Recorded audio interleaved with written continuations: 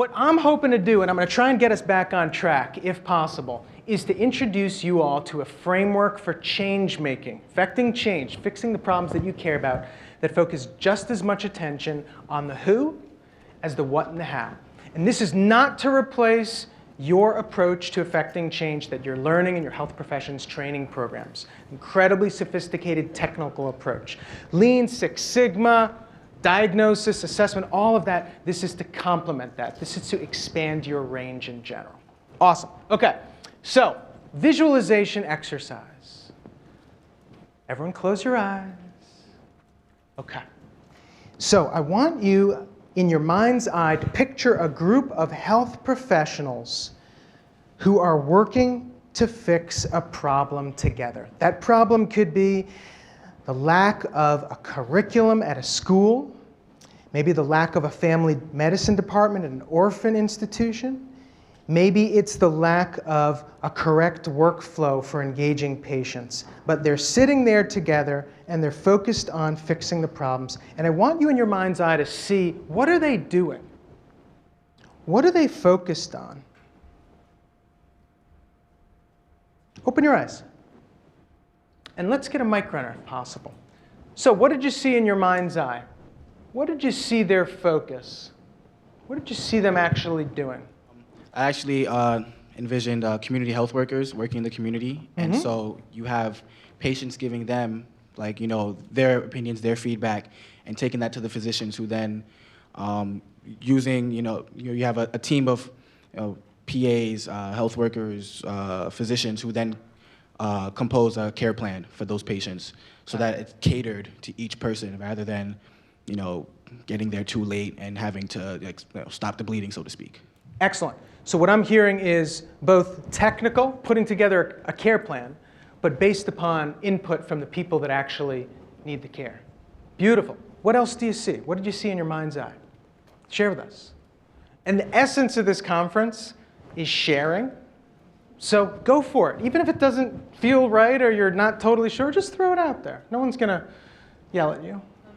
I envisioned people observing the clinic and taking time to listen to the different professions other than theirs. So taking time out of their day just to really listen and watch and not talk and not have a lot of output.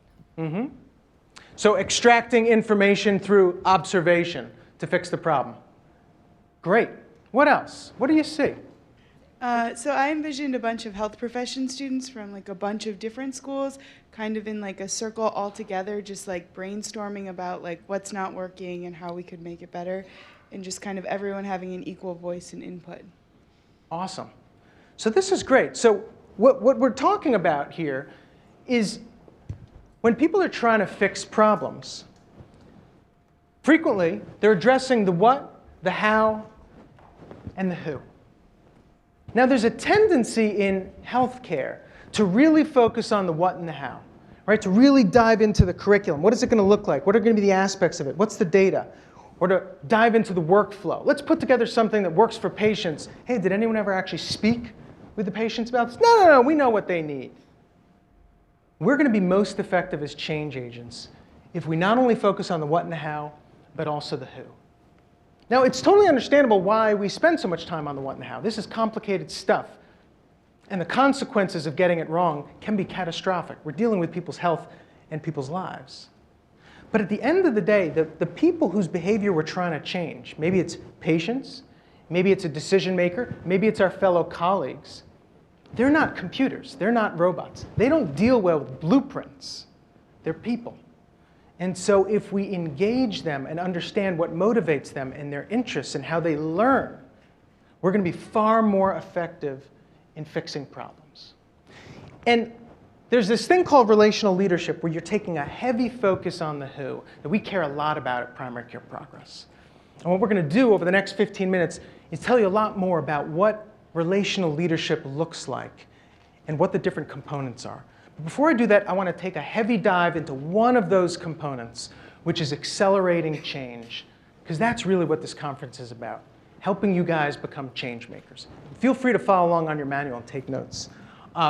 So relational leadership really focuses on the who just as much as it focuses on the how, and the what. And so there's a tendency when we're trying to change the decisions of people in power, whether it's a dean or a CEO or your medical director, there's a tendency to focus on the what and the how. There's a tendency to put together the best proposal we can, get all the data, look at what worked in other places in the country, identify what our outcomes, and sort of push it in front of that person, and not necessarily consider the interests of that decision maker.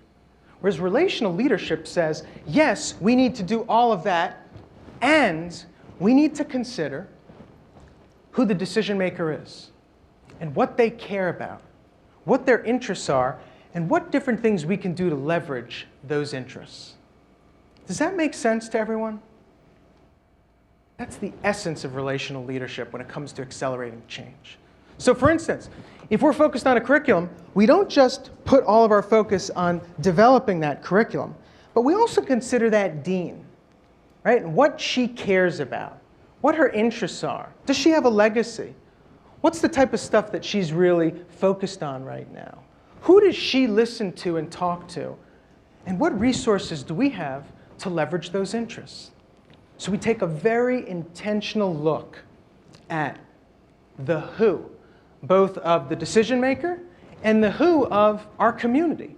Because to get a lot of this stuff done, it's going to require our community coming together. So let's play with this concept again in terms of a dean.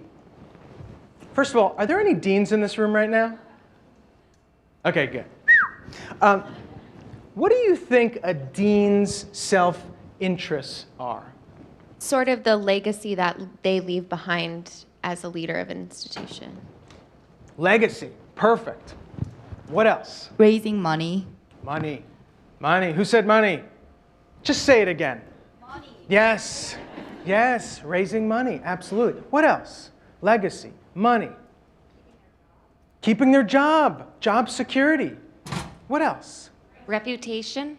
Reputation. Reputation for what? And with who?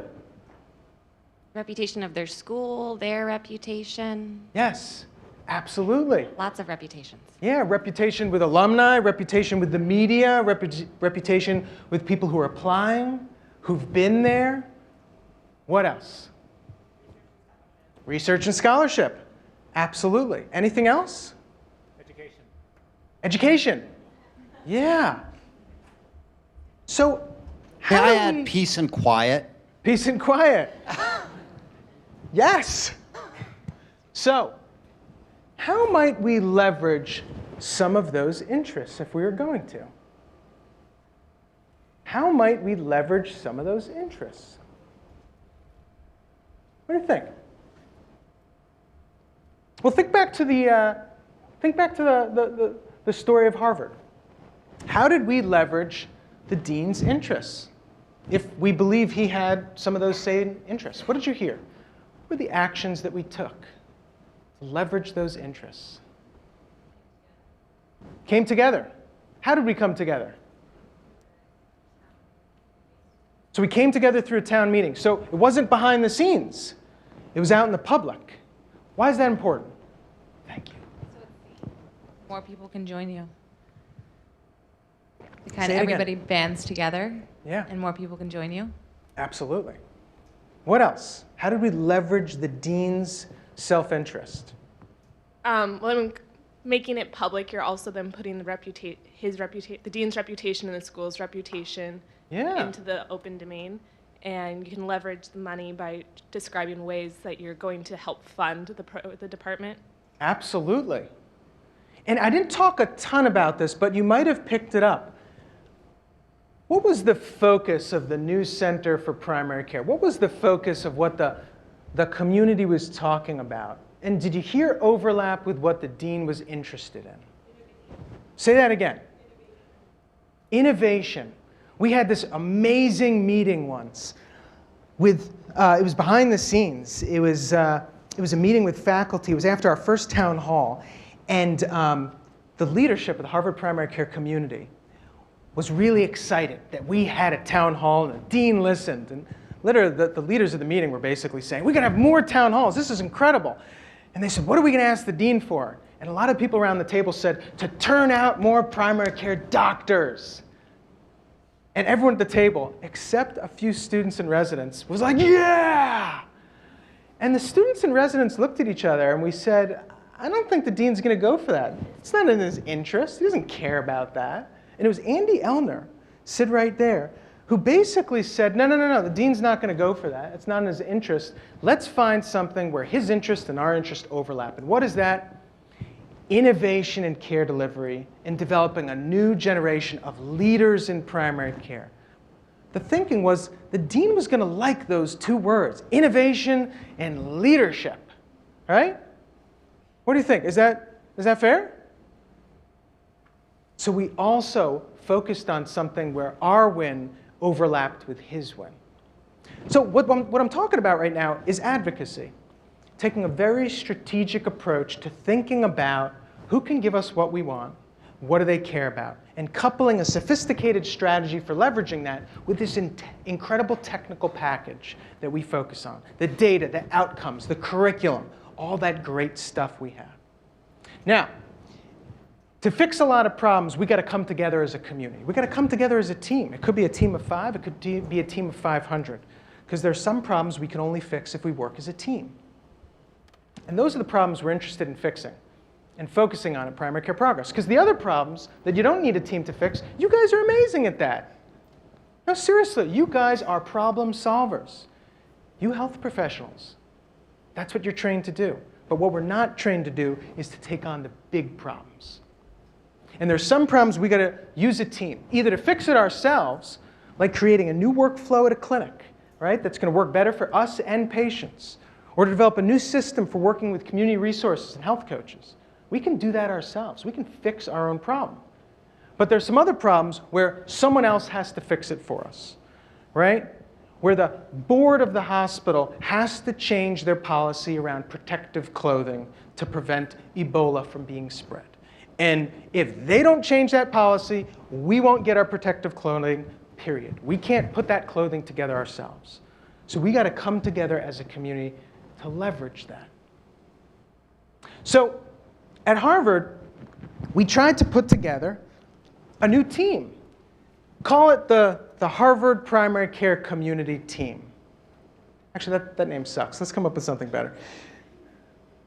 Any ideas? Better Harvard Primary Care, the team for community. Okay, forget it. Anyway. And we brought folks together in this town hall. Now, once again, we took a relational approach to problem solving. We took a relational approach to engaging people. So think about that town hall. Put yourself in the shoes of the Harvard primary care community back in 2009. What are your interests and motivations? The dean just defunded your division of primary care. You're really upset. This is a long string of bad things that have happened in primary care at Harvard. What's going on in your head? What's going on in your heart? What are your interests? You feel abandoned. So what do you want? What do you need? Moral support. Support. You want moral support from who? From the institution. So you want moral support from the institution. And how do they show that, do that? They don't defund our organization. Okay. They publicly show support for what we do through funding and events and So mutual respect. Maybe even showing up. Yeah, what else? What do you need? To be a priority, to be considered that we hold just as much weight as all the other organizations in the school. Yeah. So. Excellent. What else? What do you need? What do the students need? What are the interests of the students? I would want to make sure that I have mentors Okay. who could stay at Harvard and continue mentoring students who are interested in primary care, and Great. also financial support. Excellent. So you want mentorship, you want financial support. What else? What do students want? Yeah, please. Curricular reform to include like information about primary care and models of care delivery. Yeah. So technical changes. You want to see problems solved in the curriculum. Anything else? What does that look like? where people could feel supported with like-minded individuals. Okay. How many of you might also like us? Yeah, please, Andy. Andrew, I think it's fair to say that our hearts said that we wanted the dean's head on a platter. Yeah. So we were angry. Yeah.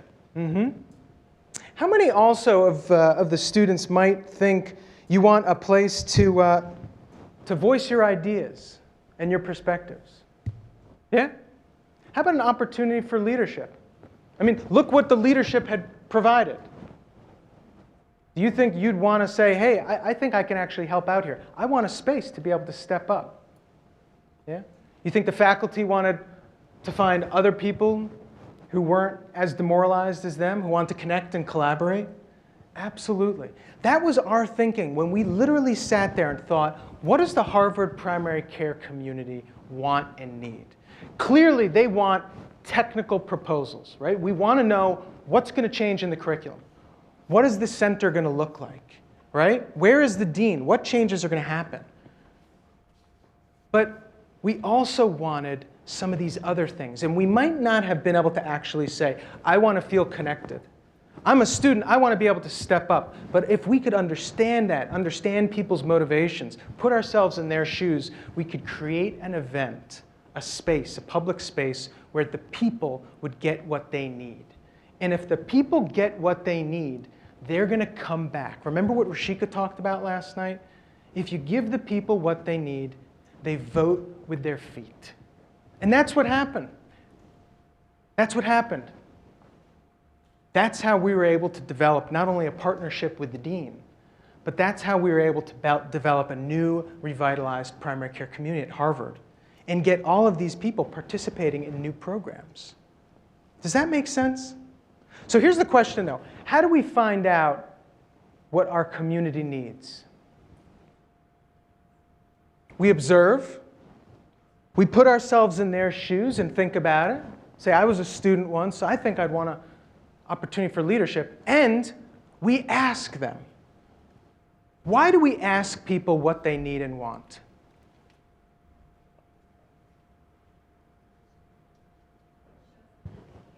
It shows them that we care. That's right. Has any one of you seen this with your patients? Right? That rapport that you build, you're not just getting technical information. Right? You ask a patient, how do you like to be educated about these issues? Actually, I'm a visual person. Great. I'll use a marker and I'll draw on the exam room table. Right? That's literally the conversation I had with a patient. They were like, fantastic. Now I can actually understand what you're saying. Brad, did you have an idea? It's just very empowering to ask other people. So it's empowering to others. And today, Dave and Steph are going to teach you a skill that we have for really getting at what motivates other people. Okay, so what I'm trying to make the point of is that when we operate in this way, not just focusing on the what and the how, but also the who, when we focus on the people as well, we start changing our world. We don't just start fixing problems. Problems in the curriculum, there's no family medicine department, right? No one's getting exposed to new models of care like Iowa Health, but we start building our community's capacity to take on even bigger problems. And if you buy the fact that the revitalization of primary care is going to take a long time, it's not going to happen overnight, it's so critically important that we rebuild our community, that we make our community more diverse and inclusive of all the glorious members of the primary care team, including patients. And this is a game plan to build that capacity. So when we operate in this way, not just thinking about the problem, but thinking about our people, we connect more people, right? More people coming to the events, more people with shared values. We get new folks engaged on our leadership teams. They have an opportunity to speak about what they care about, and suddenly we say, holy cow, Lauren, I didn't understand that you cared so much about this. Awesome, we're working on this. We connect to people in power, people who have agency, decision makers. And why is that important? Because at the end of the day, we need relationships with people in power, because this is going to be an ongoing thing. And the first problem we're focused on, if we ram something down their throat, like a new curriculum, and we just say, it's my way or the highway, they might not be interested in working with us in chapter 2, right? And I think we all know that we're not going to get it right the first time. Also, we develop new skills, public speaking, team management, right? Negotiation, all these things that our community can use going forward. People feel empowered. People feel like they have a say. Our community, our team, and this could be your practice team, this can be your advocacy team, this could be your innovation team. This could be the team that has nothing to do with healthcare that you build to take on the local school board in your community because you're really unhappy with the policies and you're trying to figure out, how do I change them? This is your game plan for winning in the long run. Does that make sense? So, if you buy this notion, then we buy the notion that we need more change makers. We need more change makers, an interprofessional cadre of change makers in primary care. And this weekend really is about that. And in this picture, we actually have some change makers. So in the lower right-hand corner is a group of folks from Colorado who came together to advance a student-run clinic. You're going to be hearing later today about their efforts not only to fix the problem right in front of them, but to build their team. So, a couple quick comments on relational leadership. We've talked about accelerating change. That's one of the big things we're going to be focused on this weekend. But we're going to be working with you guys in the coming months on all aspects of relational leadership. So I want to take a minute to just walk through some of those things. First of all, we start with the self. Managing the self, understanding ourselves, our strengths, right? Why we're doing what we do, how we most effectively learn, and developing resiliency, adaptation, and the ability to connect with others. We then think about teamwork, fostering collaboration and coordination with other people so we can work in an interdependent way, right? So we can manage the inevitable conflicts that will arise when you work on a team, and also manage experimentation, because that's the only way we're going to be able to figure this stuff out. We're dealing with complex adaptive problems, right? There are no cookie-cutter approaches to the problems we care about. There are no recipes we can pass from one to the other. We're going to have to try local approaches to local problems. And then finally, we're going to teach you guys how to really coach and mentor other people and help them operate the top of their skill set. Because as chapter leaders, you're going to be most effective, not if you're an incredible leader, but if you surround yourself by incredible people and help them work at the top of their skill set, their license, really bring out the best in themselves. And it's not just about doing stuff for them. It's about creating the conditions in an environment necessary for every member of our team to feel valued, respected, and understood. And we're going to teach you how to do that because it's a specific skill. Now, how are we going to go about this, both this weekend as well as in general, how we work with you? Adult learning theory says if you want to help people learn how to do something, you got to focus on the head, the heart, and the hands. The head is the what? It's the logical. It's the practical, right? The how are the tactical tools. Right? The overwhelming majority of our medical education and health professions training is focused on the what and the how. It prepares us to plan our work and then work our plan. But we also have to cater to the heart, because the heart is the emotion, right? And it's the emotion and motivation that really drives your action. So that's why we spend so much time on stories here at PCP, because it's stories, our stories, patient stories, stories of leadership that not only connect us to each other, but that help motivate other people to take action and step up in leadership. And shortly, Matt and Victoria are going to teach you about this skill called public narrative. Now, this isn't going to be easy. Much of the stuff we're going to teach you probably doesn't exist in your training programs right now. Much of the stuff we're going to teach you might feel like it contradicts stuff you've been taught. And you're going to have to figure out how to deal with that. But at the end of the day, we're not teaching you stuff that we think is supposed to replace anything that you've learned. It's about complementing. It's about giving you guys a really wide range of leadership approaches to problems. Just like in your health professions training, you're learning different approaches to diagnosis and managing symptoms and problems, right? You've got meds, you've got counseling, right? You've got physical therapy. You've got a whole range of things, amazing approaches.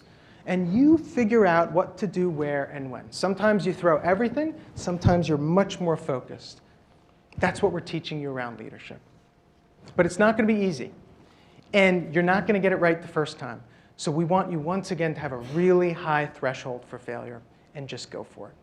But the bottom line is, this is your moment. We really think this is a moment for all of us to step up as change makers. And if we expand our leadership tool practices and work as a team, not only are we going to get the job done, but I think we're going to have a hell of a time in the process.